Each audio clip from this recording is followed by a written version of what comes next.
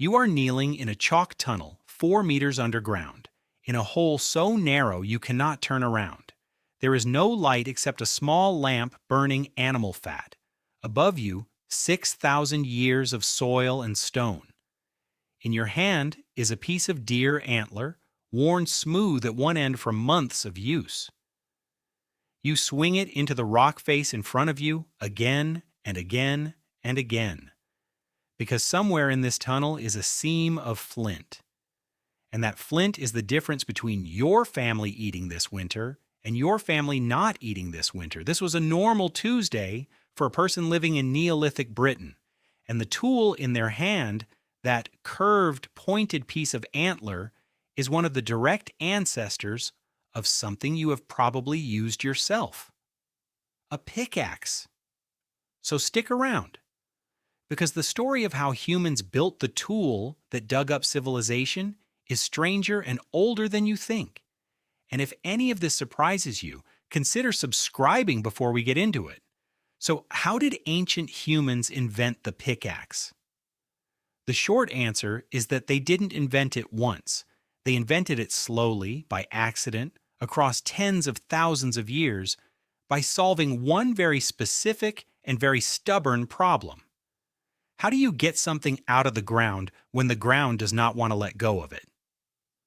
Let's start with what came before. Because a pickaxe is not really one idea. It is two ideas fused together. The first idea is the point. A sharpened tip that concentrates force into a tiny area so you can break something that would otherwise be unbreakable by hand. The second idea is the handle. A lever that multiplies the strength of your arm and lets you swing with far more force than your muscles alone could ever produce. Humans figured out the point long before they figured out the handle, and understanding why tells you almost everything about how this tool came to exist. Sharpened stone points go back at least 2.5 million years to the very beginning of the archaeological record. Sites like Lomekwi in Kenya, dated to roughly 3.3 million years ago, show hominins striking one stone against another to produce a sharp edge. That is older than our own species. That is older than fire. Long before anyone we would recognize as human existed, something walking on two legs had already discovered that a broken rock cuts better than a whole one. But those early tools were held directly in the hand. No handle, no leverage, just a sharp edge and an arm. For hundreds of thousands of years, that was the entire toolkit for breaking, cutting, and digging. Digging itself is older than most people assume.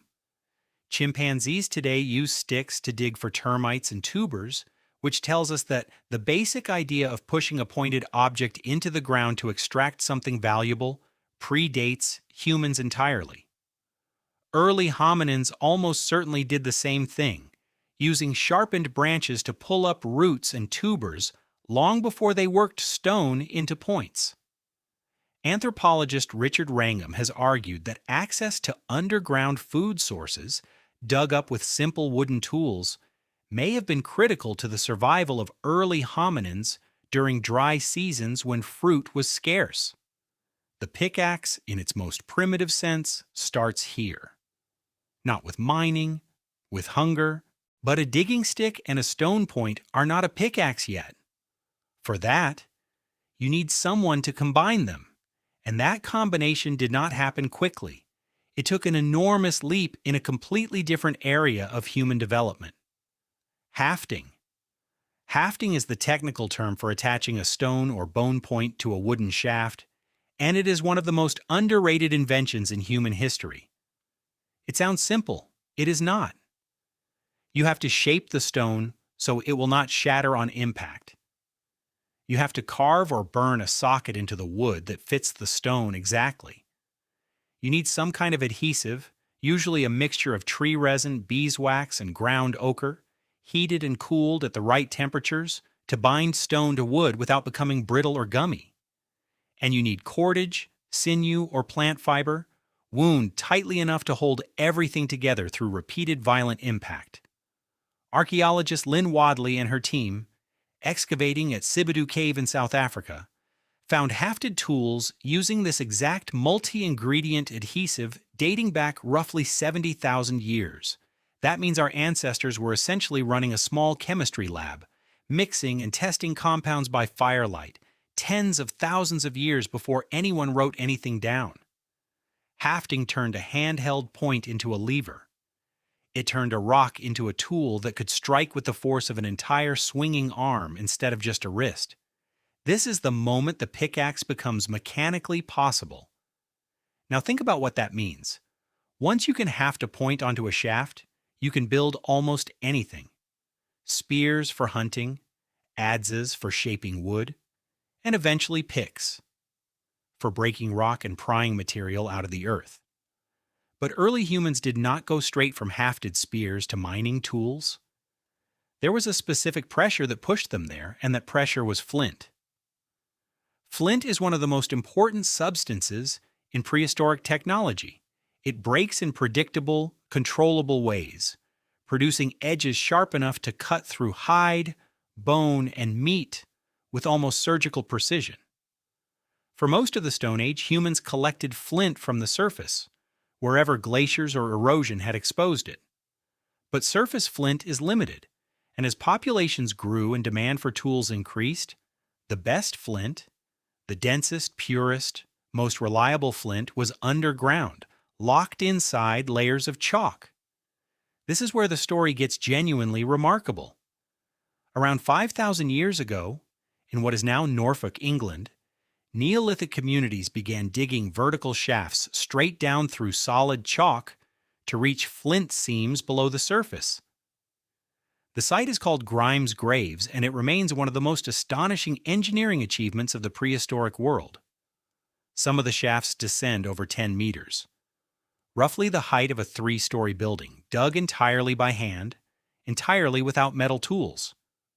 At the bottom of each shaft, miners branched out sideways into narrow galleries, chasing the flint seam through the rock in near total darkness.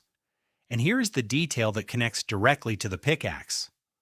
Archaeologists working at Grimes Graves recovered over 1,000 antler picks from the mine shafts, most of them made from red deer antler. The tines of the antler were used as points, driven into cracks in the chalk to lever pieces loose, while the main beam of the antler served as a handle. Some of these picks show extreme wear, polished smooth from months or years of repeated use. Others still had traces of chalk dust packed into the crevices of the antler when they were excavated thousands of years later. One antler pick, discovered leaning against the chalk wall of a gallery, was found exactly where its owner had apparently set it down for the last time, as if they simply walked away and never came back.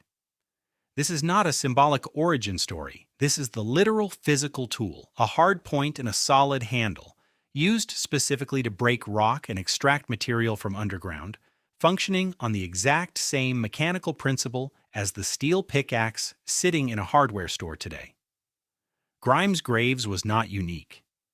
Similar antler pick mining has been found at Sisbury in Sussex, at Spiennes in Belgium, one of the largest and oldest flint mining complexes in Europe, and at Krzymianki in Poland, where Neolithic miners dug an extensive network of underground galleries to extract banded flint prized for its quality. Across separate regions, separated by hundreds of kilometers and with limited contact between them, human communities independently arrived at the same solution: a curved, pointed tool with enough leverage to break rock that resisted hands and hammers alone. That kind of independent convergence is usually a strong signal that a tool is not an accident of culture. It is closer to an inevitable answer to a physical problem, discovered again and again wherever the need for it existed. The antler pick had real limitations, though. Antler is strong, but it is not as hard or as durable as metal, and it dulls quickly against dense rock. As human technology moved into the Copper Age and then the Bronze Age, roughly starting around 5,000 years ago in different regions at different times, the same basic design got rebuilt in metal. Archaeologists excavating ancient copper mines at sites like Timna in the Negev Desert and the Great Orme in Wales have found bronze and stone hammers used alongside picks made first of stone, then bronze, then eventually iron, as metallurgy advanced enough to produce tools hard enough to survive the punishment of breaking ore-bearing rock. The shape barely changed. The material did almost all the work. There is also a pure physics reason the design refused to change, and it is worth breaking down because it explains why almost every mining culture on Earth converged on roughly the same tool. A pickaxe works on two separate mechanical principles stacked on top of each other. The handle is a lever, and swinging a long lever converts a relatively small amount of muscular effort into a large amount of force at the tip, the same reason a longer wrench turns a stubborn bolt more easily than a short one. The point, meanwhile, is a wedge, and a wedge concentrates that force into an extremely small surface area. Pressure is force divided by area.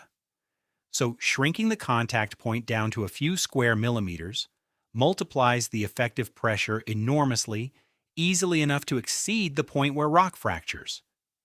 Put those two principles together, a long lever plus a narrow wedge, and you get a tool that lets an ordinary human arm generate localized force far beyond what raw muscle could achieve on its own.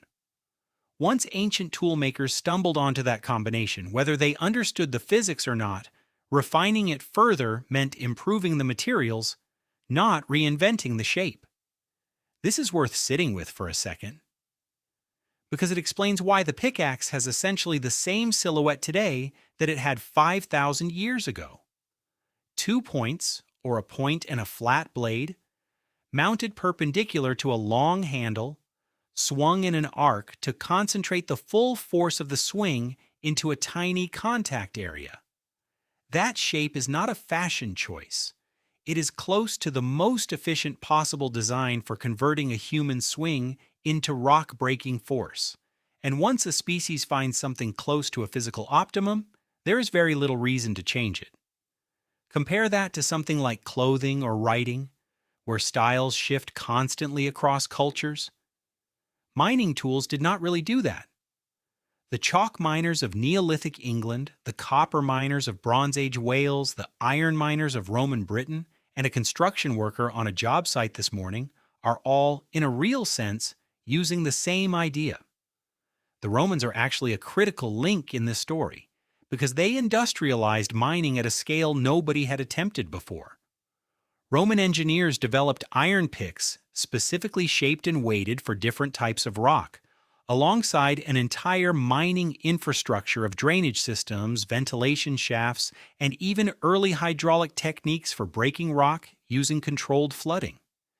At sites like Las Medulas in Spain, Roman engineers reshaped entire mountainsides to extract gold, using picks and hydraulic force together on an industrial scale that would not be matched again for well over 1,000 years.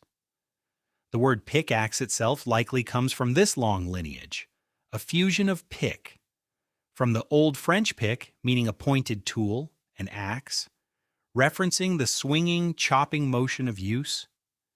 Even the language carries the memory of how the tool actually works.